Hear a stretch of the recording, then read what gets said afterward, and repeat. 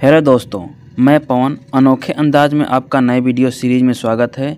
यह video series biology विषय से जुड़ा हुआ है, जिसमें एनिमेशन के थ्रू हम सीखेंगे। बायोलॉजी वीडियो सीरीज़ के पहले वीडियो में हम भारी भरकम टॉपिक से नहीं बल्कि उसके बेसिक टॉपिक से शुरुआत करेंगे, ताकि आप लोगों को आसानी से समझ में आए। चलिए बिना किसी देरी के शुरुआत करते हैं। पहले चैप्टर में हम बायोलॉजी के बेसिक टॉपिक कोशिका एवं उसकी संरचना से शुरुआत करते हैं। चलिए संक्षेप में समझ लेते हैं कि आखिर कोशिका बनती कैसे है। वैसे तो हमारा शरीर कई रासायनिक तत्वों से मिलकर निर्मित होता है, जैसे ऑक्सीजन और हाइड्रोजन के संयोग से पानी बनता है और हमारे शरीर का एक बड़ा भाग पानी ही होता है। वैसे ही जब अनेक रासायनिक पदार्थ एक निश्चित और नियमित रूप में आपस में मिलते हैं, तब हमारे जीवन की इकाई कोशिका का निर्माण होता है। कोशिका में जीवन के सभी गुण मौजूद होते हैं तथा जीवन के लिए जो जैविक क्रिया आवश्यक होती हैं वो भी मौजूद होती हैं। समान कोशिकाओं से मिलकर ऊतक, ऊतकों से मिलकर अंग और अंगों से मिलकर अंगतंत्र और अंगतंत्र से शरीर का निर्माण होता है।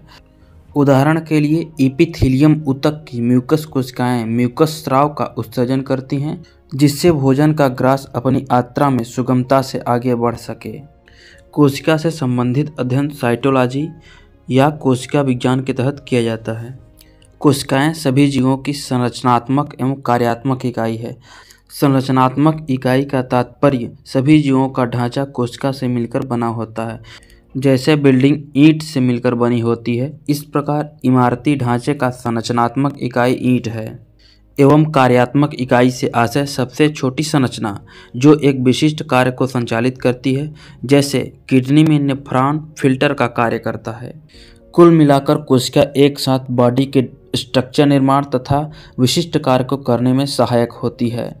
मानव के शरीर में कई खरब कोशिकाएं पाई जाती हैं, जिनकी साइज और आकृति अलग अलग होती है। हर कोशिका समूह के कार्य भिन्न भिन्न होते हैं। सभी कोशिकाओं में ये तीन चीज़ें जरूर पाई जाती हैं, चाहे वह एक कोशिकी, बहुकोशिकी, प्रोकैरियोटिक, यूकैरियोटिक कोई भी प्रकार की कोशिका क्यों ना हो। पहला, सेल मेम्ब्रेन या कोशिका झिल्ली, जो कोशिका को एक आकार के साथ उसकी सीमा तय करती है। दूसरा, डीएनए या आनुवंशिक पदार्थ।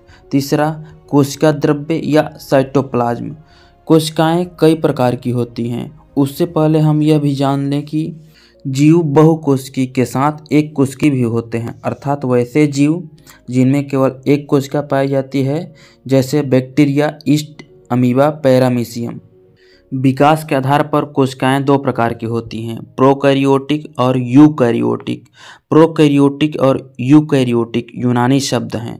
प्रोकैरियोटिक शब्द में प्रो का अर्थ है पहले और कैरियन का तात्पर्य है केंद्रक, अर्थात केंद्रक के निर्माण से पूर्व की कोशिकाएं।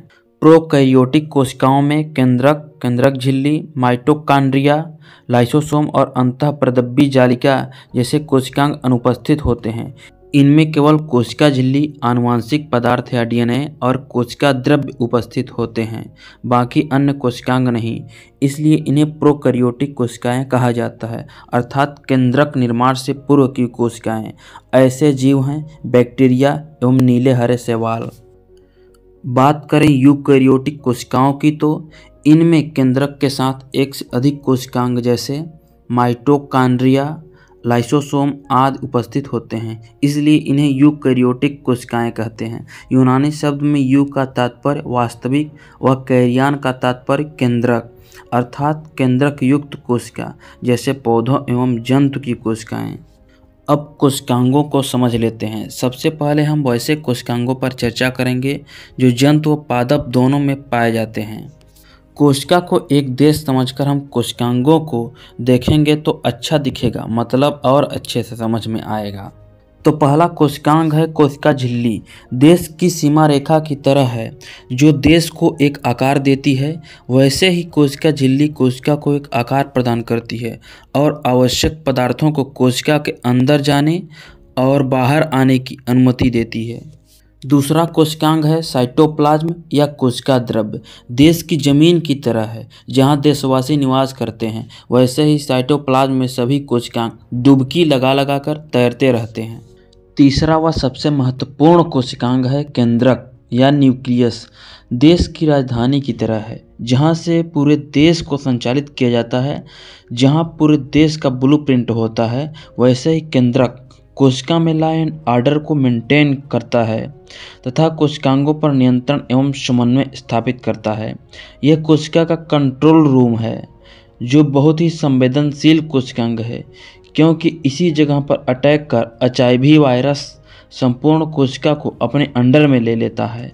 केंद्रक में ही आनुवांशिक पदार्थ डीएनए या आरएनए मौजूद होते हैं जो हमारे देश के संविधान जैसे गुण रखते हैं गाइडलाइंस जारी करने का। चौथा कोशिकांग है इंडोप्लाज्मिक रेटिकुलम या ईआर। देश की सभी फैक्ट्रियों की तरह है जहां पर आवश्यकताओं की पूर्ति के लिए वस्तुओं एवं सेवाओं का उत्पादन होता है, वैसे इंडोप्लाज्मिक रेटिकुलम में प्रोटीन का निर्माण होता है और प्रोटीन से ही बाल खाल कंकाल की उत्पत्ति होती है। राइबोसोम फैक्ट्री में लगी मशीनों की तरह है जहां प्रोटीन का निर्माण होता है। यह पांचवा कोशिकांग है। छठा कोशिकांग माइटोकॉन्ड्रिया देश के पावर हाउस जैसा है।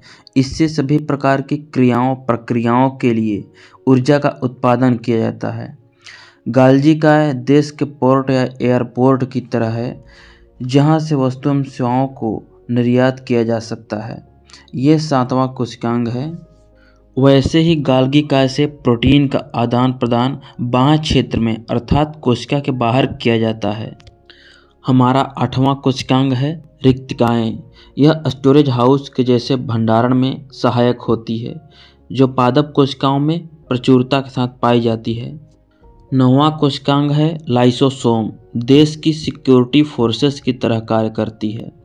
क्षतिग्रस्त कोशिकाओं के भक्षण के साथ आतंकवादियों का भी सफाया करती है।